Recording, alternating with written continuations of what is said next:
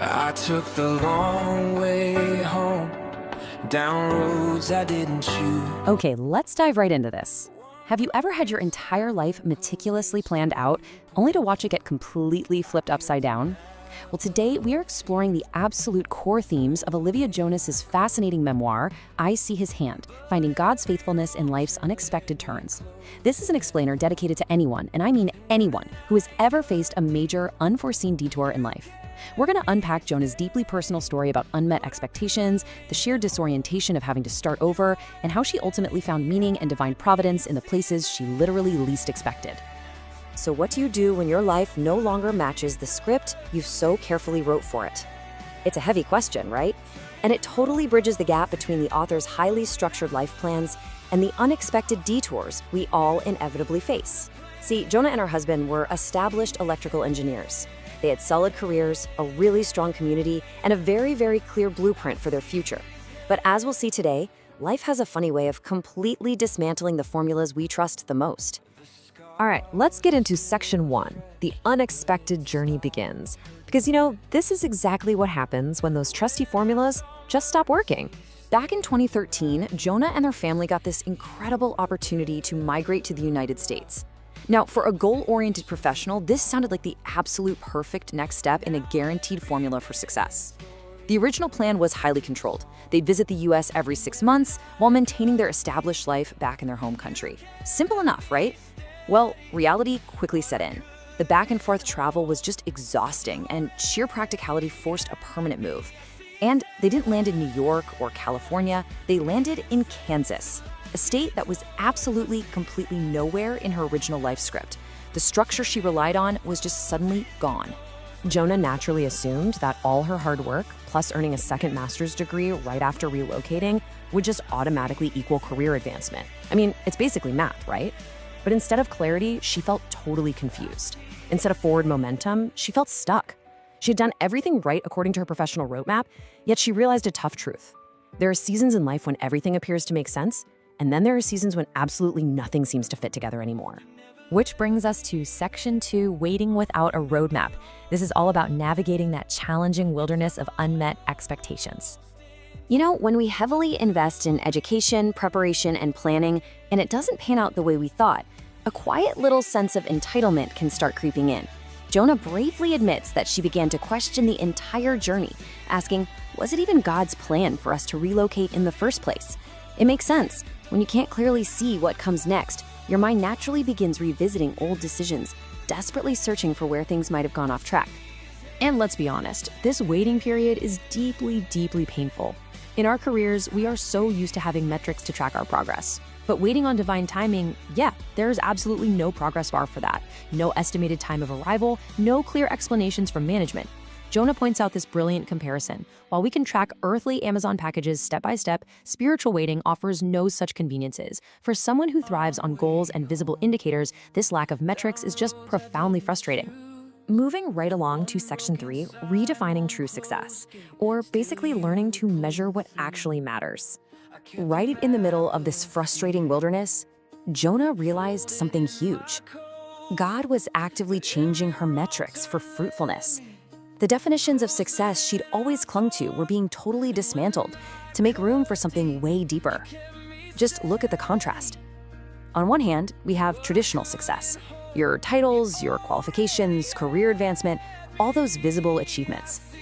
But on the other side is kingdom success, faithfulness, character, obedience, and simply being present with family. Jonah realized that while her professional resume seemed stuck on pause, her life was actually succeeding in areas that society rarely bothers to measure. She had time to be fully present for her children's milestones, something she almost certainly would have missed if her corporate ambitions had gone exactly to plan. It's kind of like this. Sometimes we grieve the death of one vision while God is silently nurturing another. Because her engineering career hit this giant pause button, it actually created space for a completely unexpected calling to blossom. Jonah began writing books, creating devotionals, and developing teaching materials.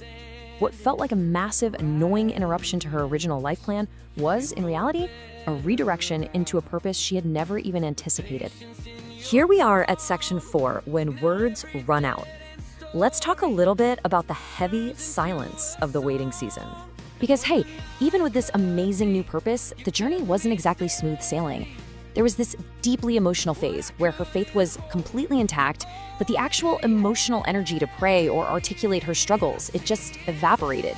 Jonah calls this specific state prayer fatigue. It's that feeling of continuing to show up, continuing to believe, but feeling entirely too weary to actually form words. It's not bitterness, guys. It's not abandonment. It's just human weariness. If you're watching this and you've ever felt guilty for being in a quiet season where all you can offer is a sigh instead of a perfectly structured prayer, you need to know this. Jonah's experience beautifully validates exactly where you are. And there is a really, really vital distinction to make here. Faith failure walks away, but prayer fatigue, it keeps showing up. Faith failure completely stops believing, while prayer fatigue still believes, it's just exhausted. It's such a crucial reassurance. A weary heart that simply needs to rest is not a sign of abandoned faith.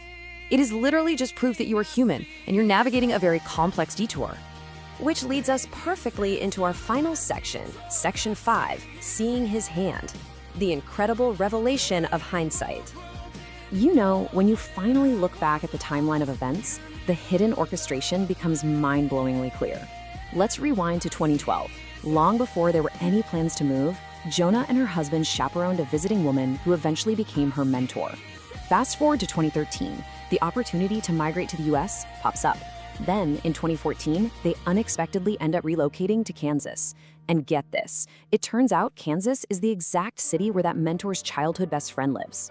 I mean, out of all the cities in all 50 states, God had quietly woven a thread of community and support years before the author even knew she was going to need an anchor in America. How amazing is that? 0. That is the exact number of days of unemployment her husband faced when they first moved to Kansas. Shortly after they arrived, the project he was hired for suddenly completely collapsed. Now, that could have been a terrifying moment of instability for a brand new immigrant family, but on the exact same day that door slammed shut, a second job offer arrived. 0 days of panic. It's just this powerful, tangible anecdote of unseen protection and seamless transition. Looking back on all of this, Jonah really leans on this incredible wisdom from Proverbs. A person's steps are directed by the Lord. How then can anyone understand their own way? The big overarching takeaway she leaves us with is that understanding the complete roadmap is never actually the requirement. Trusting the guide is. And building right on top of that, she highlights Jeremiah 23. Jonah's story ultimately points to a universal truth. Life happens to all of us. Detours happen, massive setbacks happen, the script we write for ourselves gets torn into pieces. But, as she concludes, while unexpected detours happen to absolutely everyone, so does the grace that sustains us right through them. So I want to leave you with a question to chew on today. If you take a second and look back at your own unexpected detours, the closed doors, the sudden changes in location, those frustrating times you felt completely stuck, where can you see His hand? Where can you finally see that you were being prepared for something you didn't even know you needed? Thank you so much for joining me for this explainer. Keep learning, keep looking for those hidden connections in your own life, and I'll see you next time. I took the long way home, down roads